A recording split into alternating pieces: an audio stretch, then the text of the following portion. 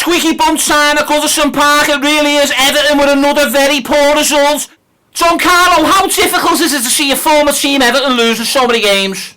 Yes, I've got to be very honest with you, Jamie. Today I realise it was a very great decision to swerve Tom Davis, Neil Maupay and County Road for the glorious sunshine of Madrid and winning Champions League. Yes. Let's speak to Wes from the flat above the Wilmslow. Wes, what do you want to say about that performance? I honestly don't understand what people are moaning about. When we go down, we've got a real chance of winning the trophy. Imagine the scenes when they open top bus parades going down County Road after we've just smashed Bristol City in the playoff final. I've never seen us win Everton. I really hope we go down. Everton winning every week's like a dream come true. The championship's going to be boss.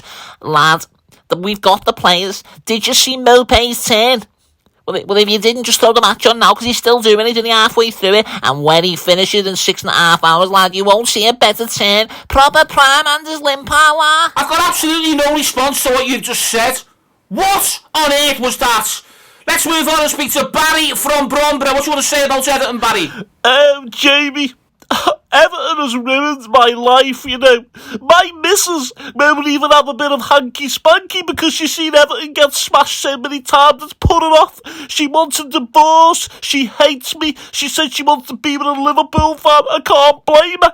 I've got so many regrets. Why did I call my kids Farhad and Frankie? I don't even want to say the names and look at them. They're me kids. I should speak to them. And I've forced those poor little buggers to support Everton. Everton's ruined my life and I just feel like I'm in a dog tunnel after watching Everton. Well, most of the time I'm actually in a dog tunnel, the Mersey tunnel, because I live in Bromborough on the Wirral.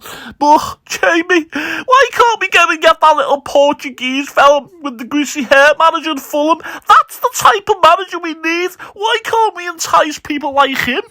That's just complete nonsense. We're going to move on and we're going to speak to Ronnie. Ronnie, what do you want to say? Yeah, actually, Jamie, it's Chairman Bill Kenwright. And, yeah, I mean, firstly, I just want to say I was completely devastating watching my beloved Blue Boys lose to Fulham. I nearly spat me caviar out when the third goal went in. And I was throwing up all over the side of Farhad's yacht after the game. And look, I just want to take this opportunity to blame the fans. It's all their fault we've wasted 800 million. They put women in headlocks. The attack on Denise was abhorrent. A grown man putting his hands on a woman.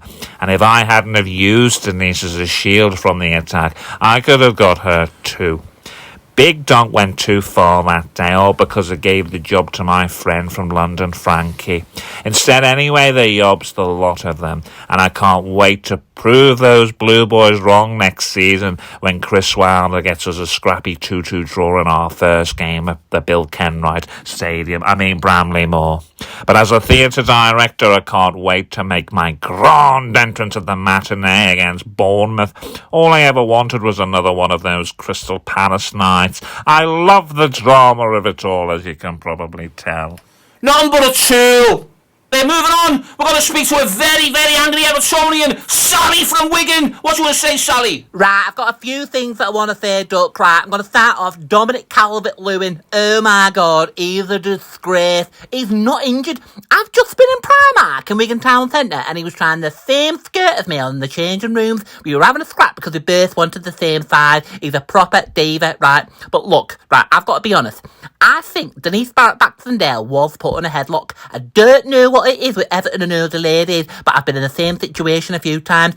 I'm 64 and I've had a few unsavoury incidents. Wayne Rooney tried to get a grip of me a few times. I only asked for his autograph and he wrote his number and said call me. I can't believe I went on them 27 dates in the hotel with him.